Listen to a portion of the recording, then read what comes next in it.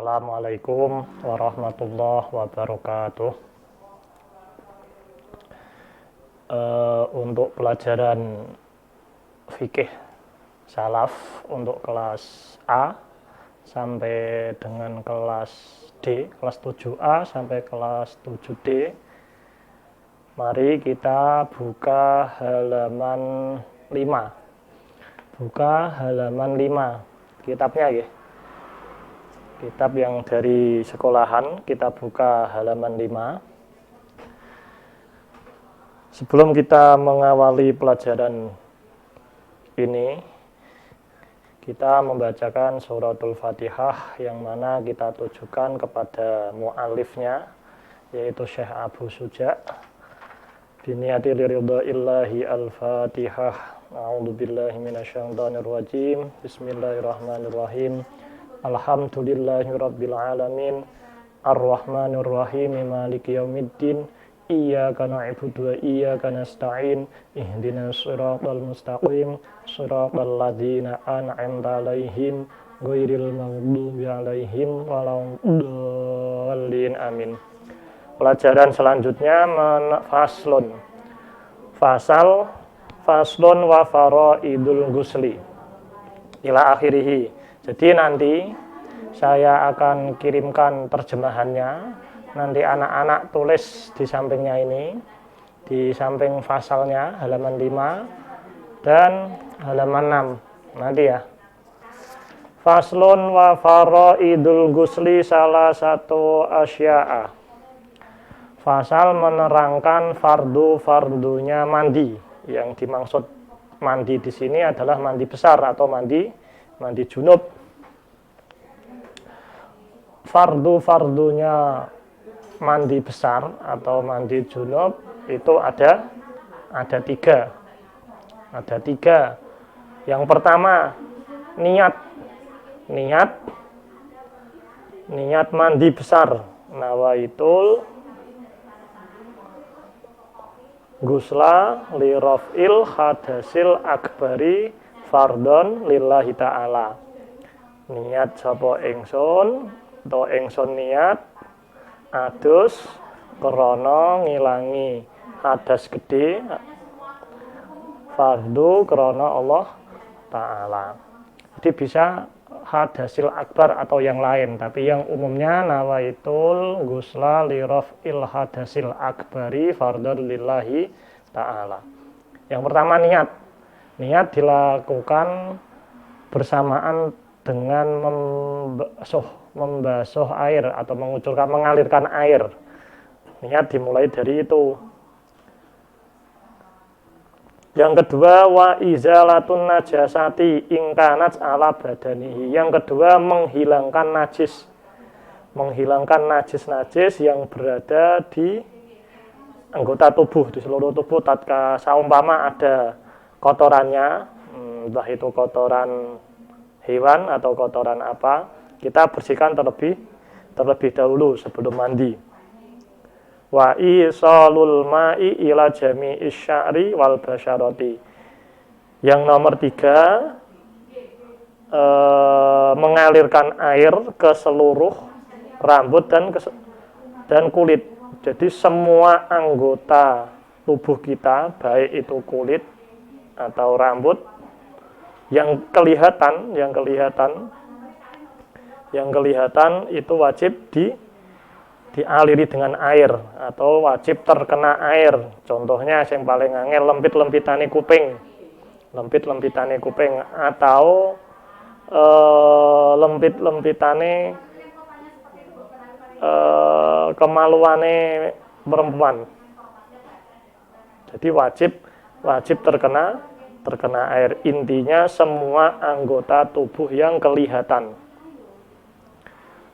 Jadi fardunya mandi junub itu ada 3. Yang pertama niat, yang kedua menghilangkan najis yang ada di badan, yang ketiga mengalirkan air ke seluruh badan meliputi entah itu rambut atau kulit.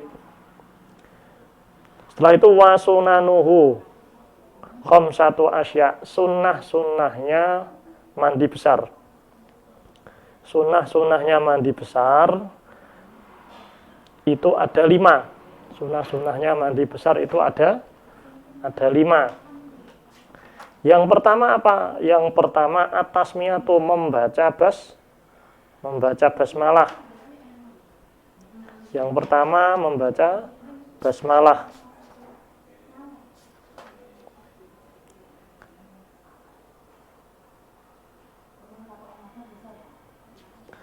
Yang pertama membaca basmalah. Wal wudu'u qablahu, yang nomor 2 wudu sebelum mandi, melakukan wudu dulu. Jadi sebelum mandi besar melakukan wudu dulu. Yang nomor 3 wa imrarul yadi alal jasadi, ngosoi awak,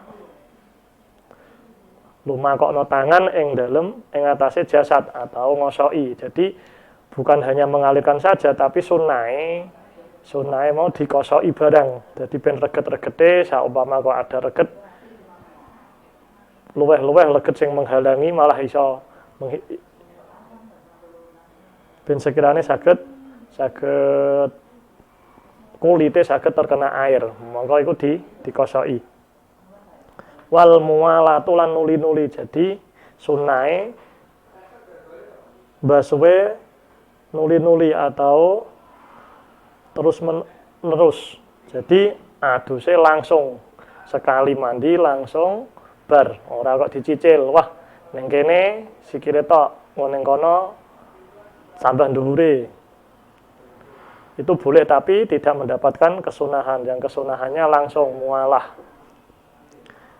Yang nomor 5 wa taqdimul yumna alal yusra, mendahulukan anggota yang kanan dan mengakhirkan anggota yang kiri. Saumpamanya contohnya kita basuh kaki dulu yang kanan, setelah itu kaki yang kiri. Itu sunnahnya. Jadi pelajaran kali ini kita menerangkan tentang fardunya mandi junub. Itu ada 3. Yang pertama niat, yang kedua menghilangkan najis yang berada pada tubuh kita. Yang nomor 3 wa isalul ma, mengalirkan air ke seluruh badan kita, entah itu rambut atau kulit. Setelah itu membahas tentang sunnahnya mandi besar. Sunnahnya mandi besar yang pertama adalah sunnahnya mandi besar ada 5. Membaca tasmiyah atau membaca bismillahirrahmanirrahim. Yang kedua melakukan wudu sebelum mandi. Yang nomor 3 ngosoi awak atau imrarul yadi alal jasadi. Yang keempat mualah terus menerus. Yang kelima mendahulukan anggota yang kanan dan mengakhirkan anggota yang kiri. Setelah itu faslun wal igtisalatul masnunatu, beberapa mandi yang disunahkan. Yang kedua menerangkan fasal wal igtisalatul masnunatu. Jadi ada beberapa mandi yang disunahkan oleh syarak. Yang disunahkan oleh syarak mandi itu ada 17 waktu. Ada 17 waktu wal igtisalatul masnunah. Nah, itu nomor 6 halaman 6 nggih. Yang pertama apa? Guslul jumu'ah. Yang pertama mandi sebelum Jumatan. Ini bagi orang yang ingin menghadiri. Lah orang yang tidak menghadiri ya tidak disunahkan. Yang disunahkan mandi di hari Jumat itu bagi orang yang ingin menghadiri. Waktunya kapan? Mulai dari fajar shadiq. Mulai dari fajar shadiq. Yang kedua wal idaini, mandi sebelum melakukan sholat id, melakukan sholat 2 id, entah itu Idul Adha atau Idul Fitri. Yang ketiga wal istisqoi,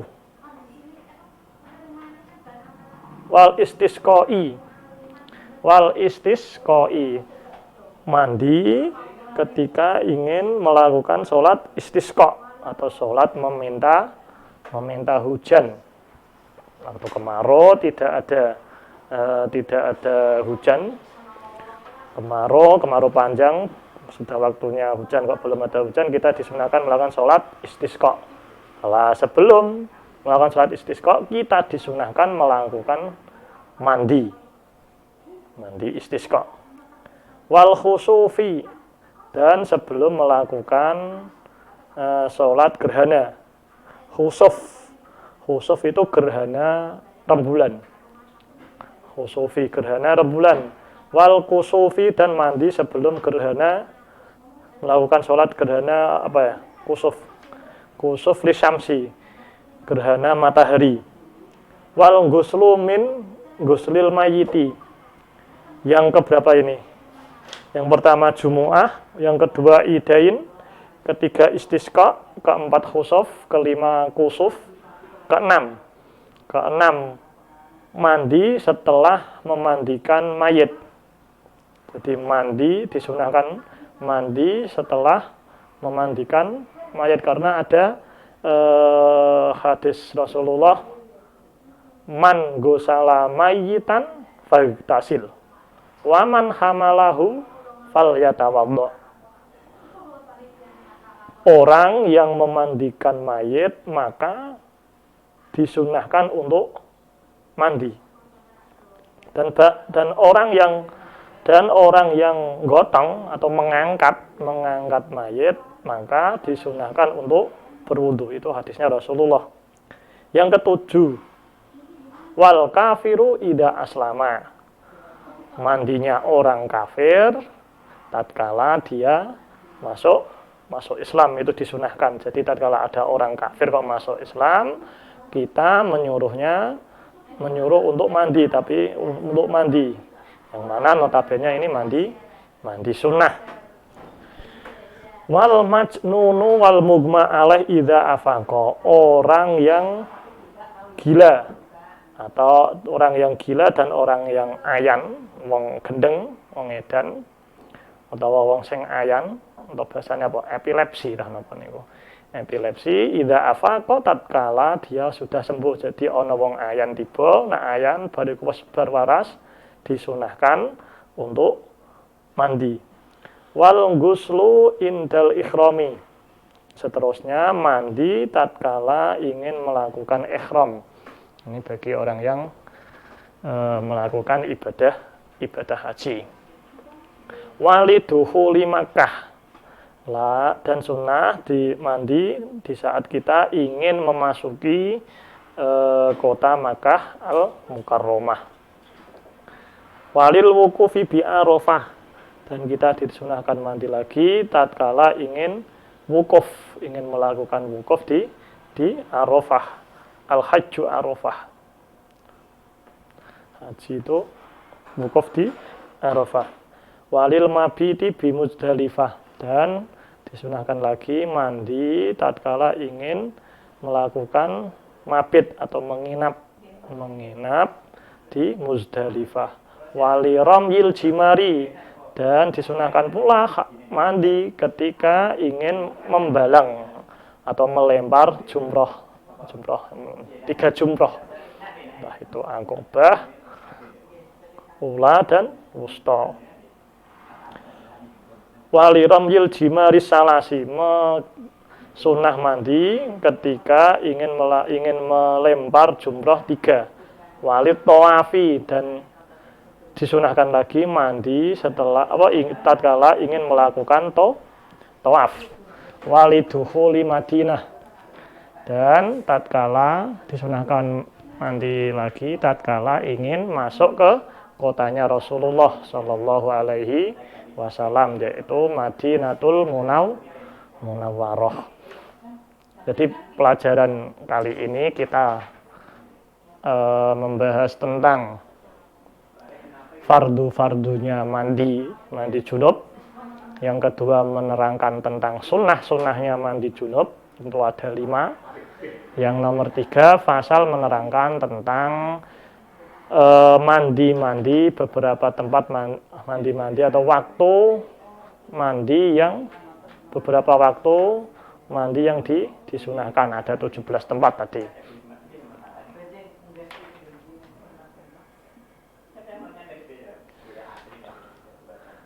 Untuk kali ini sekian dari saya. Nanti untuk anak-anak kelas 7A dan sampai kelas 7D, nanti saya kirimkan terjemahannya, nanti ditulis di halaman 5. Di halaman 5 yang Faraidul Ghusli ini, dan halaman 6 sampai sini ya. Setelah itu nanti dikirimkan ke nomor saya. Itu difotokan ke nomor, dikirimkan ke nomor WA saya.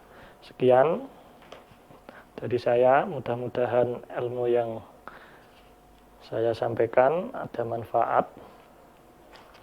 Sekian dari saya, wassalamualaikum warahmatullahi wabarakatuh. بارك الله في علمنا